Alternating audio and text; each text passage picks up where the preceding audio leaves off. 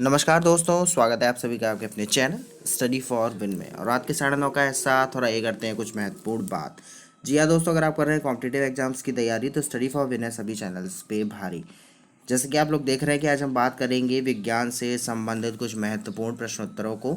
और आपके 50 प्रश्न हैं और उनमें से प्रश्न जो है आपके आते ही आते हैं, और ये प्रश्न जो है आए हुए हैं। आपको यहाँ पे वही चीज़ बताई जाती है जो आपके काम की है। अदरवाइज जो आपकी चीज़ एक्सेस मटेरियल है, कहीं भी कुछ ऐसा नहीं बताया जाता है जो टाइम वेस्टिंग हो। तो सब्सक्राइब कर लीजिए जिन्होंने सब्सक्राइब नहीं किया, और अगर वीडियो पसंद आए तो लाइक एंड शेयर भी कर दीजिएगा। तो अब बिना कोई देरी के क्वेश्चंस को डिस्कस कर लेते हैं, क्योंकि क्वेश्चंस जो हैं वो हर बार की तरह ही है महत्वपूर्ण और क्वेश्चंस आएंगे। तो पहला क्वेश्चन है, संसार का सबसे बड़ा पुष्प कौन सा है। ठीक है, क्वेश्चंस को जब आप लोग देखेंगे, पूरे क्वेश्चंस देख लेंगे जैसे जैसे डिस्कस होंगे, तो आपको खुद लगेगा कि हाँ क्वेश्चंस इंपॉर्टेंट हैं या नहीं। आप लोग एनालिसिस कर सकते हैं। तो सबसे बड़ा पुष्प है रेफलीशिया। संसार का सबसे बड़ा पुष्प रेफलीशिया।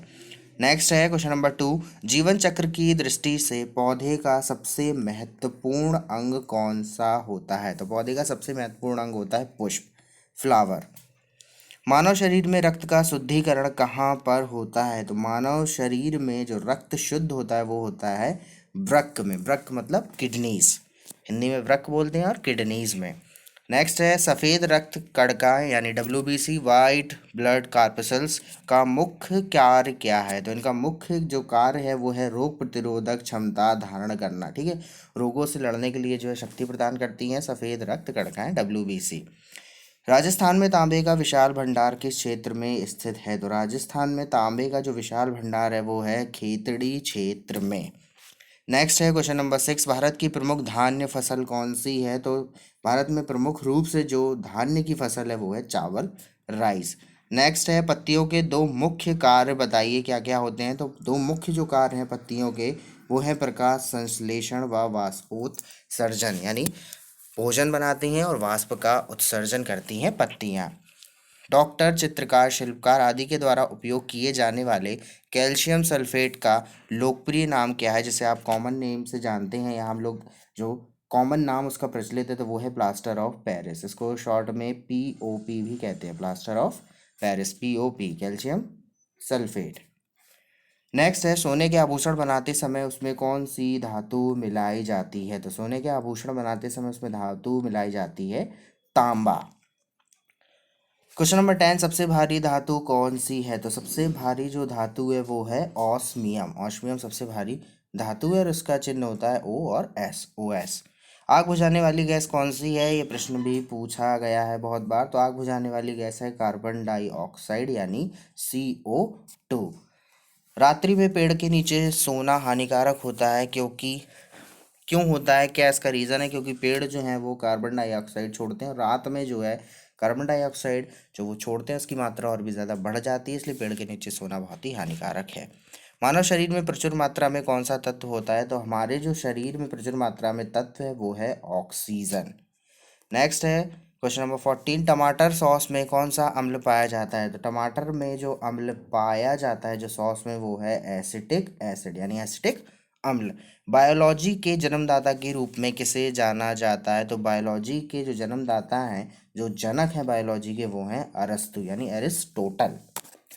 किस पौधे का फल भूमि के नीचे पाया जाता है। तो मूंगफली का जो फल होता है वो क्या, पौधे के नीचे यानी भूमि के बिल्कुल नीचे वो पाया जाता है मूंगफली का फल।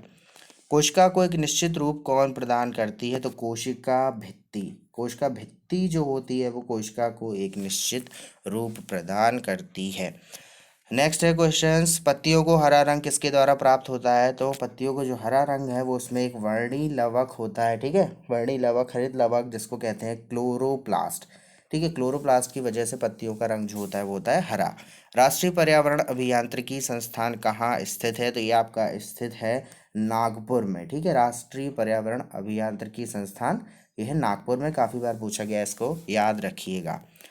20 है, भूरी क्रांति किससे संबंधित है। तो ये आपके संबंधित है उर्वरकों के उत्पाद से। ठीक है, विभिन्न प्रकार की क्रांतियों से संबंधित वीडियो ऑलरेडी जो है अपलोड हो चुका है हमारे चैनल पे। तो जिन्होंने अब तक नहीं देखा है उसको प्लेलिस्ट में जा करके देख लीजिए, क्योंकि क्रांतियों से संबंधित प्रश्न निश्चित तौर पर आते हैं। भूरी क्रांति, नीली क्रांति, सफ़ेद क्रांति, लाल क्रांति, पीली क्रांति। ठीक है, इस टाइप से बहुत सारी इंपॉर्टेंट है, तो फटाफट जो है वीडियो को देख लीजिए और उनसे तैयार कर लीजिए। नेक्स्ट है, मादा पशुओं में बच्चे पैदा होते समय कौन सा हार्मोन अधिक सक्रिय होता है? तो उस हार्मोन का नाम है ऑक्सीटोसिन। ठीक है, हार्मोन बहुत पूछा जाता है, नाम याद रखिएगा, ऑक्सीटोसिन। भारत का कौन सा राज्य एशिया की अंडे की टोकरी के नाम से जाना जाता है? तो आंध्र प्रदेश को कहा जाता है एशिया की अंडे की टोकरी, आंध्र प्रदेश। भारतीय पशु चिकित्सा अनुसंधान कहाँ स्थित है? तो ये स्थित है आपका बरेली में, भारतीय पशु चिकित्सा अनुसंधान बरेली। क्वेश्चन नंबर 24 है, लाल क्रांति किससे संबंधित है? देखिए अभी आई थी आपकी भूरी क्रांति, अभी यह लाल क्रांति, और ये आपकी संबंधित है मांस उत्पादन से। मुर्गियों की सबसे खतरनाक बीमारी कौन सी है? तो मुर्गियों की जो सबसे खतरनाक बीमारी है वो है रानीखेत। ठीक है, रानीखेत मुर्गियों की बीमारी है। दूध का घनत्व किस यंत्र की सहायता से ज्ञात किया जाता है? तो लैक्टोमीटर से। दूध का घनत्व जो है वो लैक्टोमीटर से ज्ञात किया जाता है। भारत में सर्वाधिक पशुधन किस राज्य में पाया जाता है? सर्वाधिक पशुधन पाया जाता है उत्तर प्रदेश में। ठीक है, सर्वाधिक पशुधन की बात की जाए भारत के राज्य में तो यह है यूपी। दोस्तों क्वेश्चंस अगर आपको पसंद आ रहा है, आपको लग रहा है कि हाँ ये वीडियो इंपॉर्टेंट है, क्वेश्चंस इंपॉर्टेंट हैं, तो आप लोगों को लाइक करना, शेयर भी कर देना है, जिससे और भी लोग लाभ ले सकें। और ऐसे ही हमारे पास जो है कॉम्पैक्ट वे में नोट्स हैं, तो जो आप नंबर देख रहे हैं स्क्रीन पे 9496369356, इस पर आप व्हाट्सएप कर सकते हैं। और कैसे क्या आपको नोट्स मिलने हैं, कितने की आपकी फ़ीस है, छोटी सी एक फ़ीस है। ठीक है, बहुत ज़्यादा कुछ नहीं है, सिर्फ 200 रुपये आपको देने हैं, और जिस भी कॉम्पिटिटिव एग्जाम की तैयारी कर रहे हैं उसके पूरे नोट्स आपको मिल जाएंगे। तो जल्दी से नंबर घुमाइए और अपने नोट्स जो है अपने हाथ में पाइए। आगे के क्वेश्चंस भी देख लेते हैं। किसके दूध में वसा की सर्वाधिक मात्रा पाई जाती है? तो रेंडियर का जो दूध होता है उसमें वसा जो होती है सर्वाधिक होती है। गरीबों की गाय के नाम से किसे जाना जाता है? द मोस्ट इंपॉर्टेंट क्वेश्चन, जिसे कहते हैं गरीबों की गाय, तो बकरी को कहा जाता है गरीबों की गाय। दुधारू गाय की मुख्य पहचान क्या होती है? दुधारू गाय की जो मुख्य पहचान होती है वो ये होती है कि आयन जो है वो पूर्ण विकसित होता है, दुग्ध नलिका उभरी हुई होती है, और दुग्ध नलिका टेढ़ी मेढ़ी होती है। ये दुधारू गाय की मुख्य पहचान है। नेक्स्ट है, ऊन के लिए विख्यात पशु पश्मीना क्या है? जो जो पश्मीना है, जो ऊन के लिए बहुत ज़्यादा फेमस है, वो पश्मीना है बकरी। बकरी की किस्म है जिसे पश्मीना कहा जाता है। किस स्तनधारी के दूध में जल की मात्रा सबसे कम होती है? तो मादा हाथी, मादा जो हाथी होती है उसके दूध में जल की मात्रा सबसे कम होती है। केंद्रीय भेड़ एवं ऊन अनुसंधान केंद्र कहाँ स्थित है? तो ये स्थित है आपका देहरादून में, केंद्रीय भेड़ एवं ऊन अनुसंधान केंद्र। मनुष्य के शरीर में एंट अमीबा हिस्टोलिटिका कहाँ पाया जाता है? तो ये पाया जाता है आंत में, एंट अमीबा हिस्टोलिटिका आंत में पाया जाता है। क्वेश्चन नंबर 37 है, मच्छर में मलेरिया परजीवी का जीवन चक्र किसने खोजा था? तो ये खोजा था रोनाल्ड रॉस ने। ठीक, मलेरिया परजीवी का जीवन चक्र किसमें? मच्छर में, रोनाल्ड रॉस। किस समुद्री जीव में रक्त नहीं होता है किंतु वह श्वसन करता है? तो इस जीव का नाम है हाइड्रा। इसमें क्या है आपका रक्त नहीं है लेकिन ये श्वसन करता है। ये भी क्वेश्चन इंपॉर्टेंट है, इसको याद रखिएगा। जेली फिश की सबसे अच्छी प्रजाति किस नाम से जानी जाती है? तो ये जानी जाती है ऑरिलिया के नाम से, जेलीफिश ऑरिलिया।